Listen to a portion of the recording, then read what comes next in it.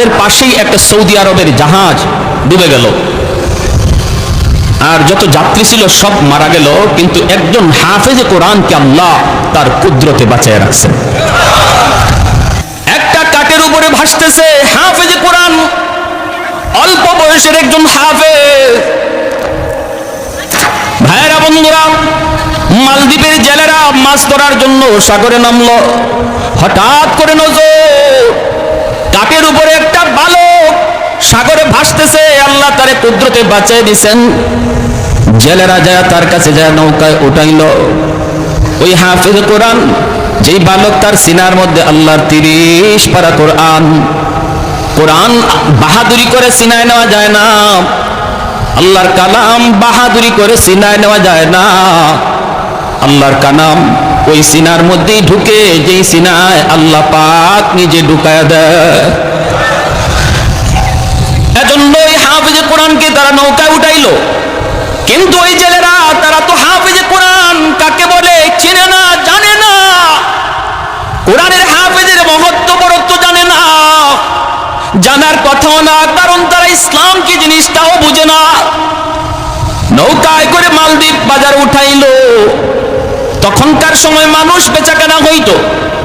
এই ছোট্ট বালক, যার সিনার মধ্যে আল্লাহর 30 পারা কোরআন রয়েছে, আল্লাহর গোলাম, বাজারে উঠাইলো তারে বিক্রি করার জন্য। অনেক কাস্টমার আসে তারে কেনার জন্য, কিন্তু এমন পয়সা চায়, এমন টাকা চায়, কেউ সাহস করে না তারে কেনার।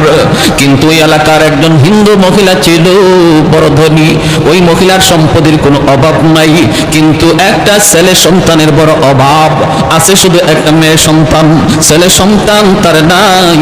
মহিলা চিন্তা করলো, সম্পদ দিয়ে আমার কি হবে, কারণ আমি যদি বৃদ্ধ হয়ে যাই আমাকে পালবে কে, খাওয়াবে কে? মেয়েটারে বিয়ে দিয়ে দেব, পরের বাড়িতে চলে যাবে। একটা ছেলের প্রয়োজন। খবর পেয়ে সে বাজারে গেল, যায় জেলেদেরকে বলল, টাকা যা লাগে তোমরা নিয়ে নাও, বিনিময়ে আমাকে, ছেলেটা আমাকে দিয়ে দাও, আমার সন্তান বানায় তারে আমি পালবো। হাফেজে কোরআন চলে আসলো হিন্দু মহিলার ঘরে। দিন যায় রাত যায়, মহিলাকে মা কয়া ডাকে, বোনটা তারে ভাইয়া কয়। দিন যাইতেছে আরামে, কোনো অসুবিধা নাই, ভালোই চলছে। এইদিকে হঠাৎ করে হাফেজে কোরআন দেখতে পেল মহিলা কান্দে। মা তুমি কেন কান্দো? মহিলা তখন ডাক দেয়, কই বাবা আমি কেন কান্দি? এটা তোমার কাছে বলে কোনো সমাধান পাওয়া যাবে না রে বাবা। এরপরেও তুমি বারবার যখন জিগাইতেছো, মা বলি, বাবারে শোনো, মালদ্বীপ শহরে প্রতি বছর নির্দিষ্ট তারিখে একটা সিডর হয়, জলোচ্ছ্বাস হয়। ওই সিডরে অসংখ্য অগণিত মানুষ মারা যায়। বাদশাহ জ্যোতিষীদেরকে বলল, গণিকদেরকে বলল, তোমরা গণনা করে বের করো, জ্যোতিষী বিদ্যা করে বের করো, কেন প্রতি বছর নির্দিষ্ট তারিখে রাত যখন 12টা বাজে তখন কেন সিডর হয়, জলোচ্ছ্বাস হয়? কারণটা কি একটু গবেষণা করে বের করো। জ্যোতিষীরা জ্যোতিষী বিদ্যা করে বের করলো, গণকরা গণনা করো, তারা জানায় দিল এটা একটা খবিস জিন্নাতের কারসাজি, একটা দেও দানবের কারসাজি। যদি ওই দেও দানবের কাছ থেকে সিডর থেকে বাঁচতে হয়, তাহলে নির্দিষ্ট তারিখে সাগরের পারে যে রাম মন্দির, ওই রাম মন্দিরে সুন্দরী কুমারী একটা মেয়েকে রেখে দেওয়া লাগবে। আর ওই মেয়েটাকে ওই খবিস জিন্নাত দেও দানব তারা খেয়ে ফেলবে, হত্যা করে ফেলবে। এরপরে সিডর হবে না, ভুক দিলে পরে সিডর হবে না, ওরা কোনো ক্ষতিও করবে না। বাদশাহ জানায় দিল, আমার রাজ্যের সুন্দরী মেয়েদের তালিকা তৈরি করে দাও। প্রতি বছর লটারি হয়, এই বছর লটারিতে আমার একমাত্র মেয়ে, যে তোমাকে ভাইয়া কয়, আমার মেয়েটার নাম উঠে গেছে, আমাকে নোটিশ দেওয়া হয়েছে। সন্ধ্যা হলে সরকারি সৈন্য আমার দরজার সামনে হাজির হবে, হইয়ে আমার মেয়েটাকে তারা জোরপূর্বক নিয়ে যাবে। বাবা এর জন্য কাঁদতেছি, বাবা বলো না, আমি তো একজন মা, মা জানে সন্তানের দরদ। আজকে যেই মেয়েটারে এত আদর করে, এত সোহাগ দিয়া নিজের হাতে বড় করলাম, চোখের সামনে মেয়েটা আজকে কোরবানি হবে, চোখের সামনে মেয়েটা আজকে মৃত্যুর ঘাটে যাবে, আমি মা কেমনে সেটা শুই? এজন্য আমি কাঁদতেছি। হাফেজ কোরআন তখন কয়, মা গো টেনশন করো না, মা তুমি কোনো টেনশন করো না। যদি এটা খবিস জিন্নাতের কারসাজি হয়, দেও দানবের কারসাজি হয়, দেও দানবের চেয়েও পাওয়ারফুল শক্তি আল্লাহ আমার সিনার ভিতরে রেখে দিয়েছে। সমাধান দিব আমি। সমাধান দিব আমি, কোনো টেনশন নাই, আমার বোনের কোনো ক্ষতি করতে দেব না। মা তুমি ভয় পেও না, ভয় পেও না। মা কই বাবা তুমি কেমনে কি করবা? হাফেজে কোরআন কয় মা আমার বোনটারে নানার বাড়িতে পাঠিয়ে দাও, আর বোনের জামা কাপড় পরাইয়া পালনে আমার মেয়ে লোক বানায় বসায় দাও। আমার দাড়ি উঠে নাই, মুছ উঠে নাই, আমাকে দেখলে ওরা বুঝবে না আমি যে একটা ছেলে। মেয়ে লোকের পোশাক পরে যদি আমি বসা থাকি আমাকে ওরা মেয়ে লোক মনে করে নিয়ে যাবে, নিয়ে যাক, তারপরে যা হয় আমি সেটা বুঝবো। মা তখন কান্দে, না রে বাবা না, বড় আশা করে তোমাকে এনেছি, না তোমাকে আমি হাতছাড়া করতে পারবো না। তুমি যদি চলে যাও, তোমার যদি কোনো ক্ষতি হয়, আমি মা কাকে নিয়ে স্বপ্ন দেখবো, কাকে নিয়ে আমি বাঁচবো? মা যেতে দেয় না, মা প্রস্তাবে রাজি হয় না। কিন্তু হাফেজ কোরআন কয় মা গো কেন তুমি টেনশন করো গো মা, আমি কথা দিলাম আমার বিন্দু পরিমাণ কোনো ক্ষতি হবে না, হতে পারেই না, কারণ আল্লাহর 30 পারা কোরআন আমার সিনায়। উলফত में बराबर के वफा हो के जफा हो, उल्फत में बराबर के वफा हो के जफा हो, हर चीज में लज्जत है अगर दिल में मजा हो, हर चीज में लज्जत है अगर दिल में मजा हो, एक चश्मे ज़दन गाफिल अज़ा शाख नबाशी, शायद कि निगाहे को नदा गाह नबाशी, शायद कि निगाहे को नदा गाह नबाशी, तो दिल में तो आता है समझ में नहीं आता, बस जान लिया मैं तेरी पहचान यही है, बस जान लिया मैं तेरी पहचान यही है। একটু জোরে বলি আল্লাহু আকবার, মুসলমানের আওয়াজে বলি আল্লাহু আকবার। ভাইরা বন্ধুরা, কোরআনের পাওয়ার আসেনি না নাই? আর একটু জোরে, কোরআনের শক্তি আসেনি না নাই? আল্লাহর কালামের পাওয়ার আসেনি না নাই? প্রমাণ হবে, প্রমাণ হবে। ভাইরা বন্ধুরা, মহিলা কান্দে কর না না বাবা আমি তোমাকে হাতছাড়া করব না, তোমার যদি কোনো ক্ষতি হয়ে যায় আমি মা কাকে নিয়ে স্বপ্ন দেখব? না বাজান আমি রাজি না। কিন্তু ছেলে বলতেছে মা টেনশন করবা না, টেনশন করবা না, কোনো ক্ষতি আমার হবে না, বোনটারে নানার বাড়ি পাঠায় দাও, নানার বাড়িতে পাঠায় দাও। ভাইরা বন্ধুরা নানার বাড়ি পাঠায় দিল, ছেলেটারে বোনের কাপড় পরাইয়া মেয়ে লুকের কাপড় পরাইয়া পালঙে বসায় রাখলো। এইদিকে সন্ধ্যার টাইম, যেই মাত্র সরকারি ফৌজ দরজার সামনে এসে নক করেছে, এমনি মহিলা দরজা খুললা দেখি সরকারি ফৌজ। মহিলা তো আল্লাহ চিনে না, কোরআন চিনে না, কোরআনের মহত্ব বরত্ব জানে না, ঠিক কিনা? আল্লাহর কোরআনের সংস্পর্শে আর সোহবতে যারা আয় তারা কোরআনের পাওয়ার জানে, যারা কোরআনের কাছে আয় না তারা কোরআনের পাওয়ার জানে না, চিনেও না, ঠিক কিনা? আল্লাহর কোরআনের পাশে যারা আয়, সংস্পর্শে আয়, সোহবতে আয়, তাদের মধ্যে কোরআনের আসর যায় পড়ে। আল্লাহর কোরআন যেই কাপড়ের সাথে লাগে ওই কাপড়টা দামি হয়ে যায়, আল্লাহর কোরআন যেই কাঠের সাথে লাগে কাঠটা দামি হয়ে যায়। 10,000 20,000 টাকা গজের কাপড় যদি পায়ে লাগে আমাদের শরীর ঘামে না, পশম খাড়ায় না, ইন্না লিল্লাহ বলি না। কিন্তু আল্লাহর কোরআনের বস্তু নিয়ে যেই কাপড় দিয়ে বানানো হয় ওই কম দামি কাপড় যদি আমার পায়ে লাগে সাথে সাথে কলিজা কেঁপে উঠে, সাথে সাথে আমি কপালে চুমকাই, সাথে সাথে আমি আমার টুটে লাগাই। আমার ভাইরা বন্ধুরা, আল্লাহর কোরআনের পাশে যেই আসে সেই কোরআনের খাতিরে দামি হয়ে যায়। অতএব কোরআনের মধ্যে কি আছে না আছে যদি জানতে হয় আলেমদের কাছে আসা লাগবে, মাদ্রাসায় আসা যাওয়া করা লাগবে, কোরআন পড়া লাগবে, কোরআন পড়নেওয়ালাদের কাছাকাছি আসা লাগবে, ঠিক কিনা? আলাইকুম বিমুজালাসাতিল উলামা ওয়া ইসতিমাই কালামিল হুকামা ফাইন্নাল্লাহা তাআলা ইউহয়িল কলবাল মাইয়িতা বিনূরিল হিকমা কামা ইউহয়িল আরদাল মাইতাতা বিওয়াবিলিল মাতার।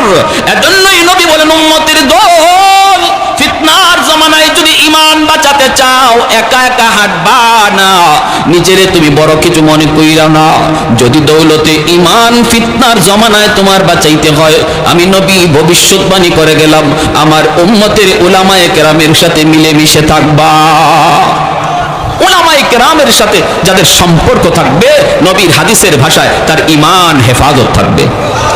আর যারা বলবে যে আলেম ওলামা লাগবে না, আমি কি কম বুঝি, বাংলায় কোরআন বের হয়ে গেছে, তফসির বাংলায় বের হয়ে গেছে, এখন ইমাম সাহেব কেন লাগবে, মাদ্রাসা কেন লাগবে, বুঝবেন খুব কম দিনের ভিতরেই শয়তান তার দলে নিয়ে যাবে।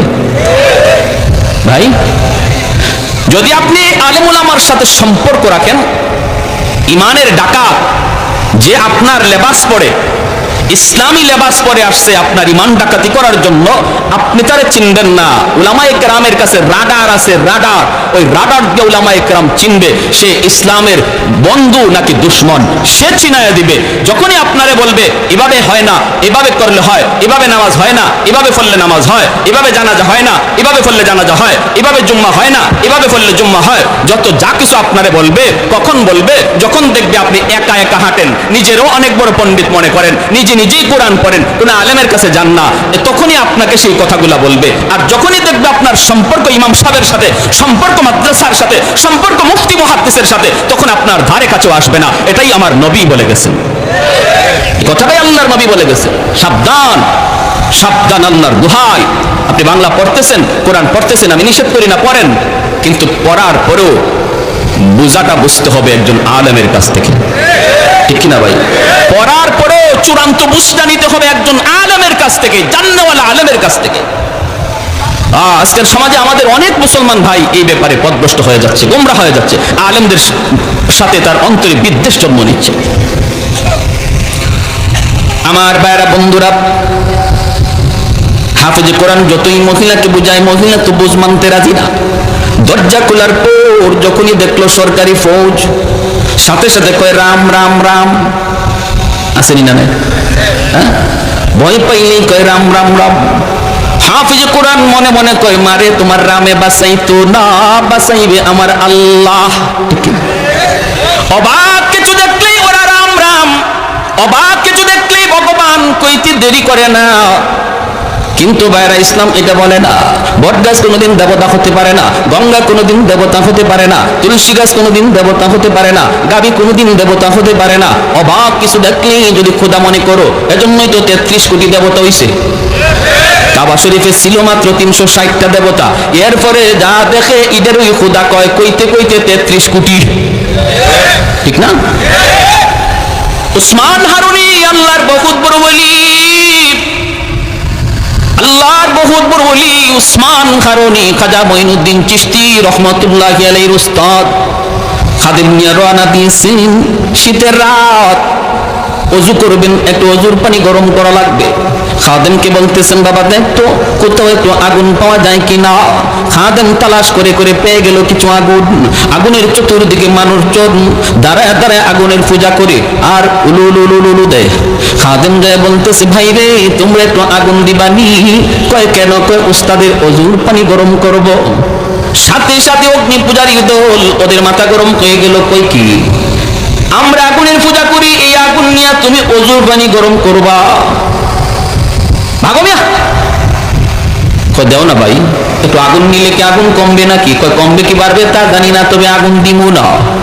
চলে গেলে যা উস্তাদকে বলতেছেন, উস্তাদজি আগুন তো পাইছে, কিন্তু আগুন ওরা দিবে না কেন? কয় ওরা আগুনের পূজা করে। আল্লাহর ওলি উসমান হারুনি কয়, আমাকে নিয়ে যাও।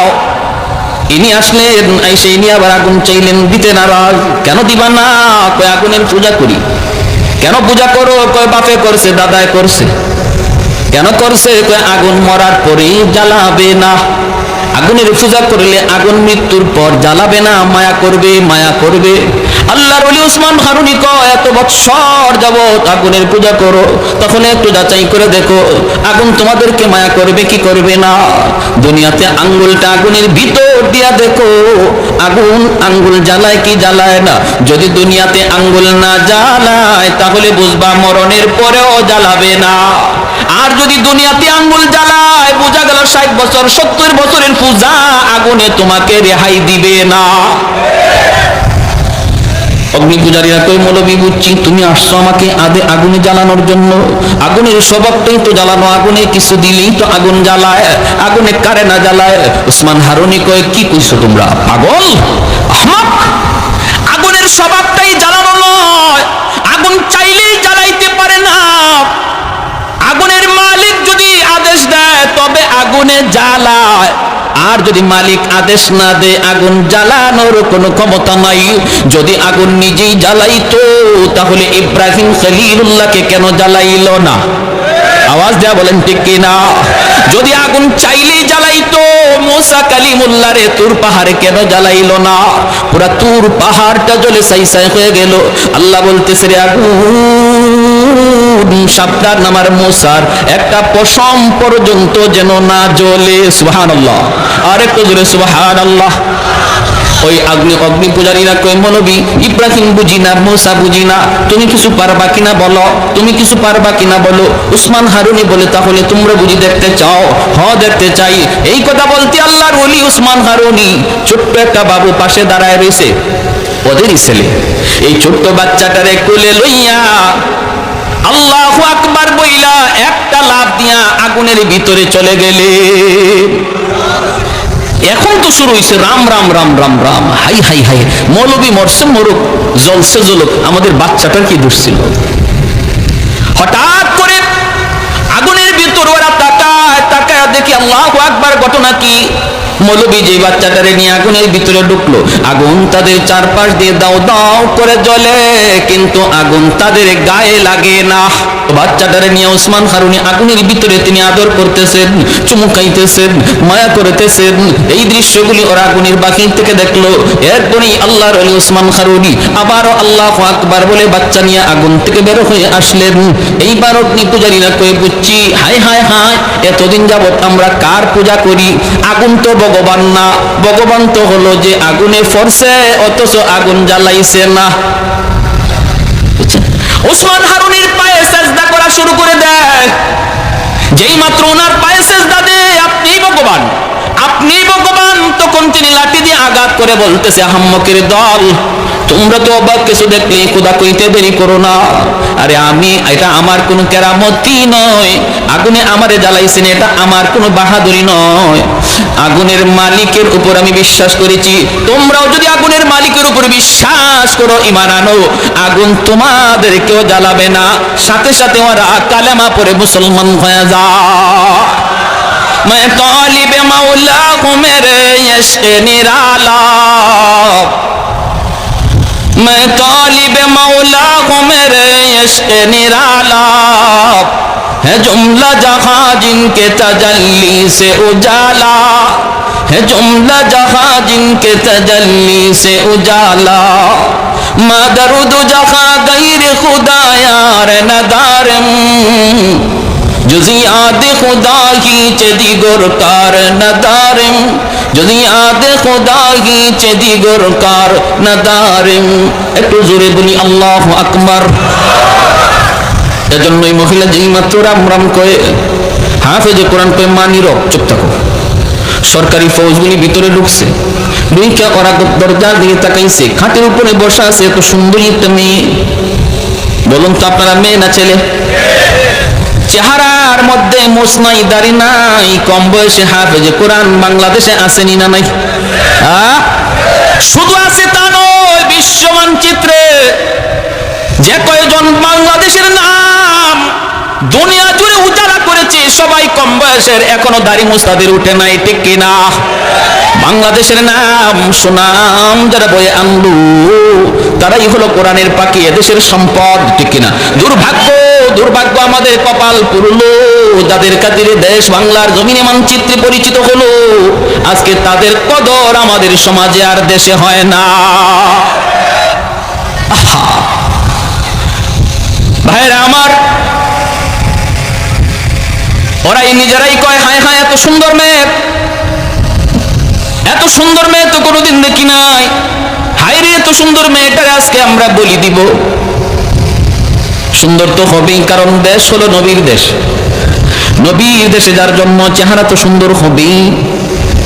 নিয়ে যাইতেছে, নিয়ে যাইতেছে, নিয়ে যাইতেছে হাফেজে কোরআন। ভাইয়েরা বন্ধুরা, ওই যখন রাম মন্দিরে যায় রেখে দিল, মন্দিরে ঢুকার পরে সে মেয়ে লোকের পোশাক খুলে ফেলবো, লুকায় এসে তার নিজের পোশাক নিয়ে নিল, যায় নামাজটাও নিয়ে নিল। মন্দিরে ঢুকেই হাফেজে কোরআন যায় নামাজ বিছাইয়া আল্লাহর কুদরতি কদমে সেজদায় পড়ে গেল। জানালা দিয়া তাকায়। রাত যখন 12টা বাজবে, সরকারের পক্ষ থেকে পাগলা ঘন্টা বাজানো হবে, সিগন্যাল দেওয়া হবে সিডর হওয়ার সময় হয়ে গেছে, সবাই সতর্ক হয়ে যাও। যেই মাত্র 12টা বেজে গেল, হাফেজে কোরআন তাকায় দেখলো ওই যে সাগর থেকে দেখা যায় বিশাল আকারে পানি উপরে উঠতেছে, পানির উপরে আবার আগুন দেখা যায়। সাথে সাথে সে আল্লাহর কোরআনের সূরা ইয়াসিন তিলাওয়াত শুরু করে দেয়। তিলাওয়াত শুরু করে আর কয়, মালিক আজকে প্রমাণ হবে দানবের পাওয়ার বেশি নাকি তোমার কোরআনের পাওয়ার বেশি। আজকে প্রমাণ হবে সিডরের পাওয়ার বেশি নাকি তোমার কোরআনের সূরা ইয়াসিনের পাওয়ার বেশি। বাইরা বন্ধুরা, যেই মাত্র পানিটা আসতেছে দানবের রূপ ধারণ করে, সাথে সাথে সূরা ইয়াসিন পড়ে সে একটা ফু দিল। ফু দেওয়া মাত্রই আল্লাহ পাক রব্বুল আলামিন ওই সূরা ইয়াসিনকে অ্যাটম বোমার মতো শক্তিশালী বানায়া পাহাড়ের মতো উঁচু হওয়া পানির মোকাবেলায় আল্লাহ পাঠায় দিলেন। আল্লাহু আকবার, জোরে বলেন। পানির মোকাবেলায় আল্লাহ পাক পাঠায় দিলেন। ভাইরা বন্ধুরা, আল্লাহর কালামের আসর আসেনি না নাই? আল্লাহর কালামের আয়াতের আসর আসেনি না নাই? বিবারিয়ার হুজুর রাহিমাহুল্লাহ, ফখরে বাঙ্গাল রাহিমাহুল্লাহ, উনাকে একদিন এক নাস্তিক কয়, হুজুর মানুষ আই আপনাদেরকে কয়, হুজুর একটু ফু দেন, ফু দেন, ফু দেন। এই যে ফু দেন, এটা বাতাস ছাড়লেন, এটা কি হলো? এভাবে মানুষদেরকে আপনারা ধোঁকা দিয়া কতদিন চলবেন? ওই বর্তমান নাস্তিকদের সাথে মিল আসেনি না নাই? জান্নাত জাহান্নাম কোত্থেকে আসলো? জান্নাত জাহান্নাম তো হইব কিয়ামত হওয়ার পরে। হুজুরে যে মেরাজের ওয়াজ করতে গিয়ে জান্নাত জাহান্নামের কথা বললো, জান্নাত জাহান্নাম তো আল্লাহ বানাইছেই না, নাউজুবিল্লাহ। কোন কেমন পণ্ডিতের পণ্ডিত বুঝেন। আবার কয়, হুজুর মেরাজে গেছেন, এই সময় আপনি কি পাইলেন কোত্থেকে? এই সময় তো কোরআনই নাজিল হয় নাই। কেমন পণ্ডিত! কোরআন কখন নাজিল হয়েছে এটাই জানে না, আর আসছে একজন মুফতি সাহেবের, একজন মুহাদ্দিস সাহেবের ভুল ধরার জন্য। এই নাস্তিকেও কয়, হুজুর এই মানুষ একটু পানি ভরা চায়, আর আপনারা পানি ফু দেন অথবা গায়ে ফু দেন, এই যে একটা বাতাস দিলেন, এই ধোঁকাবাজি করে আর কতদিন চলবে? নাউজুবিল্লাহ, জোরে কোন। হুজুর বলতেছে, আমি কোরআনে আয়াত পড়ে ফু দেই, এতে কিছু হয় কি হয় না এটা তোমার বুঝে আসে না। কয় না, এটা একটা বাতাস, তো ফু দিলেন বাতাস, এটা কি হবে? আল্লাহর ওলি ফখরে বাঙ্গাল রহমতুল্লাহ আলাইহি বলেন, তুমি বুঝবা কেমন করে? তুমি তো একটা জারজ সন্তান, তোমার তো বাপেরই ঠিক নেই। যে এই কথা বলছেন, এর চেহারা লাল হইয়া বডি ফুলে গেছে, হাত পা গুছাইতেছে, হুজুর এখনই ধরবে। মৌলভী এত বড় কথা আমারে বলছো? পুরো বডি ফুলে গেছে, গুসায় চেহারা লাল হয়ে গেছে, মানুষজন জমা হয়ে গেছে, মানুষ রাখ রাখ রাখ, কি হয়েছে? কি হয়েছে কয় না। মৌলভী আমরা কইল কি? হুজুর কি কইছেন? হুজুর কয়, আমি তারে কইছি হ্যাঁ একটা জারজ সন্তান, একটা হারামজাদা, ওর বাপের ঠিক নেই। মানুষকে, হুজুর আপনি অত বড় একজন হুজুর, হুজুর এই গালিটা কেমনে দিলেন? হুজুর বলতেছে, হাইসা হুজুর কয়, আমি যে তারে গালি দিছি মূলত গালি না, আমি তারে জবাব দিছি, জবাব। সে যা জানতে চাইছে ওটা জানাইছি। তো কেমন?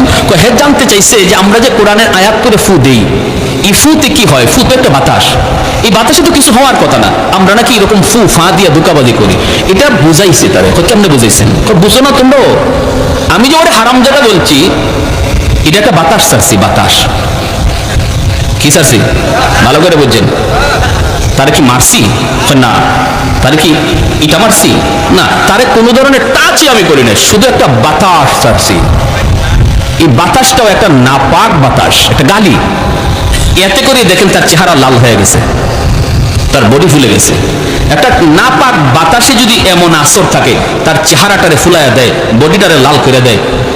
কোরআনের আয়াত পাক, কোরআনের আয়াত করে বাতাস দিলে যে আসর করে, এটা বুঝাইবার লাগে তারে গালিটা দিছে। আপনারা বুঝছেন? নুরুদ্দিন ঘরপুরি রহমতুল্লাহ আলাইহি সিলেটের, আমাদের সিলেটের বহুত বড় একজন আল্লাহর ওলি ছিলেন। হুজুরের শনি মঙ্গলবারে ফু দিতেন, পানি ফোড়া দিতেন, পানি ফোড়া।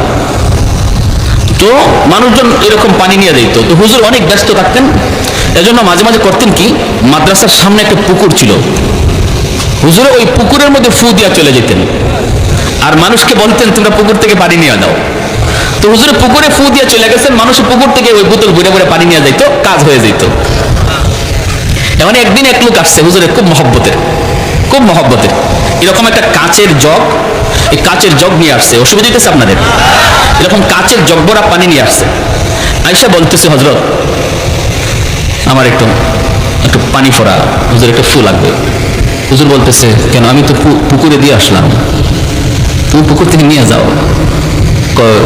হুজুর আমার কেমন হুজুর আমার এটাতে দিয়া দেন, এত বড় পুকুর, ফু দিছেন এক কোনায়, ওই জায়গায় ফু লাগে নাই না লাগছে এটাও জানি না, কোন ভাই ফু গেছে আর কোন ভাই গেছে না, আমি কোত্থেকে পানি নিব? হুজুর আমার জগটার মধ্যে একটা ফু দিয়ে দেন। হুজুর বলতেছে, ও আমার ফু পুকুরের কোন দিকে গেছে আর কোন দিকে গেছে না এটা তোমার একে নিতেছে না, তোমার জগে ফু দিতাম। তো ঠিক আছে, জগ ধরো,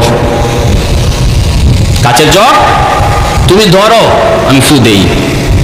কাচের জগটা এবার ধরে, আমাদের উস্তাদরা পাশে দাঁড়ানো, সবাই দেখতেছে, এই কাচের জগটা সেইভাবে ধরে রাখছে, আর হুজুর একটা ফু দিছেন। ফুটা দেওয়ার সাথে সাথে কাচের জগ টাস টাস করে ভেঙে পড়ে গেছে। কিসের পানি? পুকুরে ফু দিছি, তোমার একই নয় না, জগে ফু দিমো, ঠিক আছে জগ ভালো করে ধরো। জগই নাই, জগ আছে, জগই নাই। ওই হাফিজে কোরআন আল্লাহর কালাম সূরা ইয়াসিন পুরে ফু দিল, আল্লাহ ওই কোরআনের সূরা ইয়াসিনকে এমন পাওয়ারফুলে বোমা বানায় দিলেন, সাগর থেকে পাহাড় পরিমাণ উঁচু হয়ে যে সিডোর আসতেছে, এর মোকাবেলায় চলতেছে, সিডোর আসতেছে, আল্লাহর কোরআনও যাইতেছে। আল্লাহু আকবার, জোরে কথা। আমার ভাইয়েরা বন্ধুরা, সামনের দিকে যায়, মোকাবেলা হয়ে গেল আল্লাহর কোরআনের সাথে। মুহূর্তের ভিতরে সাগরের সিডোর, পাহাড় পরিমাণ উঁচু যে সিডোর ছিল, সাগরে আবার দেবে গেল। মুহূর্তের ভিতরে আল্লাহর কোরআন জয়ী হয়ে গেল, আর দেওদানবের কারসাজি পরাজিত হয়ে গেল। ভাইরা বন্ধুরা, সকালবেলা আসছে ওরা লাশ নেওয়ার জন্য, লাশ, কারণ প্রতিদিন প্রতি বছর সকালবেলা ওরা লাশ নিয়ে যায়, রাতে যদি সিডোর না হয় তাহলে মন্দির থেকে লাশ নিয়ে যায়। আসছে সরকারি ফৌজ লাশ নেওয়ার জন্য। আয়েশা দেখে লাশের কোনো বংশও নাই, বরং মন্দিরের ভিতরে একজন কোরআনের হাফেজ বসে বসে কোরআন তিলাওয়াত করতেছে। ইয়াসিন ওয়াল কুরআনিল হাকীম ইন্নাকা লামিনাল মুরসালিন। আল্লাহর কোরআন পড়তেছে। সরকারি ফৌজের আয়েশা কয়, কি রে বেটা তুমি এখানে কি করো? লাশ কোথায়? হাফেজ সাহেব কয়, লাশ কোথায় পাইবা? লাশ করতে আসবে? কয় কেন? গতকাল যেই মেয়েটাকে আমরা রেখে গেলাম, এই মেয়েটার লাশ নেওয়ার জন্য এসেছি। হাফেজ সাহেব কয়, মেয়ে তোমরা আনো নাই, আমারই তোমরা আনছ। ফৌজেরা কয়, কও কি তুমি? বলে, হ্যাঁ, আমাকে তোমরা নিয়ে আসছো, আমার বোনকে নানার বাড়ি পাঠা দিছি, যারে তোমরা মনে করো মেয়ে, সে তো নানার বাড়িতে পিঠা খায়, আর আমি তো আমার বোনের জামা কাপড় পরে বসেছিলাম, আমাকে মেয়ে লোক মনে করে তোমরা নিয়ে আসছো। তাহলে সিডোর যে হলো না, তুমি যে মরলা না, ঘটনা কি? হাফেজ সাহেব কয়ে, তোমরা কি মনে করো গো? তোমরা তো আল্লাহকে চেনো না, আল্লাহর কালাম কত পাওয়ারফুল তাও জানো না। ওই যে সিডোর তোমরা দেখো, দেওদানবের পাওয়ার তোমরা দেখো, এর চেয়ে হাজার লক্ষ গুণ পাওয়ার আল্লাহ আমার সিনার ভিতরে জমা রাখছে। সিডোর সিডোরের মতো করে উঠছে। আমি শুধু আমার মালিকের সূরা ইয়াসিন, আল্লাহর কালামের সূরা ইয়াসিন, যেই সূরা কোরআনের হৃৎপিণ্ড, ওই সূরা পড়ে শুধু একটা ফু দিয়েছি, যেখান থেকে পানি উঠছিল সেখানেই দেবে গেছে। কও কি তুমি? কও কি তুমি? বলে, হ্যাঁ, এটা আল্লাহর কোরআনের পাওয়ার, আল্লাহর কোরআনের পাওয়ার। সাথে সাথে তারা বাদশারে জানায় দিল। বাদশা অবাক হয়ে গেল। বাদশা মন্ত্রী পরিষদ নিয়ে হাফেজ সাহেবের সামনে এসে হাজির হয়ে বলতেছে, রে হাফেজে কোরআন, ও বাবা, তুমি এটা কি শুনাইছো? কি বলছো? আমরা তো কোরআন বুঝি না, কোরআনের মহত্ব জানি না। বাবা, আগামী বছর এই তারিখে আবার তোমাকে আমরা মন্দিরে রাখবো, আবারও তোমাকে মন্দিরে রাখবো। আমরা নদী সাগরের পারে দাঁড়ায় দাঁড়ায় দৃশ্যগুলি দেখবো, নিজের চোখে আমি দেখবো রে বাবা, নিজের চোখে দেখবো আল্লাহর কোরআনের পাওয়ার, নিজের চোখে দেখবো। যদি এমনই হয়, আমি বাদশাহ কথা দিলাম, জনগণ সহ একদিনে কালেমা পড়ে মুসলমান হয়ে যাব। আমার ভাইরা বন্ধুরা, পরের বছর হাফেজে কোরআনকে আবার মন্দিরে রেখে দেওয়া হয়। নির্ধারিত তারিখে রাত যখন 12টা বাজে, মন্ত্রী পরিষদ লইয়া বাদশাহ সাগরের পারে দাঁড়ানো, ঠিকই সিডর উঠতেছে আল্লাহর কালাম, ওইরা হাফেজে কোরআন মন্দির থেকে ফু দিছে। বাদশাহ একবার সাগরের দিকে তাকায়, আরেকবার মন্দিরের দিকে তাকায়, একবার সাগরের দিকে তাকায়, আবার মন্দিরের দিকে তাকায়। হঠাৎ করে দেখে মন্দির থেকে পাওয়ারফুল একটা আগুনের লোক্কা সাগরের দিকে যাইতেছে। যেই পানিটা এত উঁচা হয়ে উঠলো, ওই পানিতে যায় আঘাত করা মাত্রই পানি আবার সাগরে দেবে গেল।